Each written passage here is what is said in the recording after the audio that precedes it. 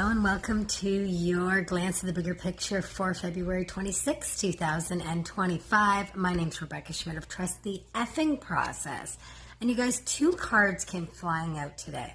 So we have the Son of Swords, which is also known as the Knight of Swords in the traditional tarot, and the Death card. So with the Knight of Swords, it often, swords go with the element of air. So they have to do with your communications, your mental realm, the patterns, belief systems, that sort of energy also. So it feels like there's a truth coming in. There could be a change of plans. There could even be a change in mindset. And this feels like it's very connected with, it could be a death. There could be someone that's passing over around this time that you hear news about. But I think for most of you, it's more to do with this letting go of, an old version of yourself, an old way of being, an old belief, whatever it is that you were holding on to that just was no longer serving you, and it's got to go.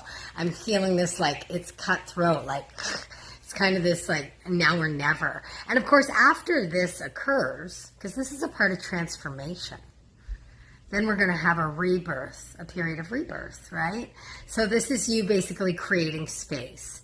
And it feels like it's maybe happening a bit more suddenly than some of you might have expected. Maybe it's unexpected. Maybe that's the big thing. It feels like it brings down to the bare bones.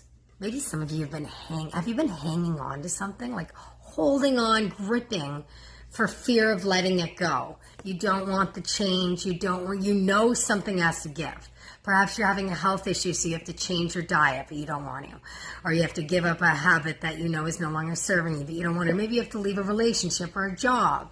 Or maybe you need to set a new boundary, but you're like, that's going to shift things. And maybe it's a friendship that needs to be let go of, or whatever it is. This is kind of what's happening here. It could also, again, be more internal. So it could be an old belief that you're hanging on to, or some old patterns that just like they're not serving you. They gotta go. Like you gotta stop.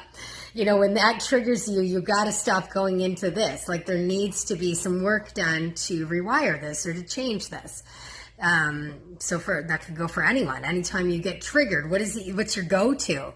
Maybe that's what's shifting. So if you would like some more information, I'd be happy to tune in and offer you the bigger picture and some clarity in an intuitive session.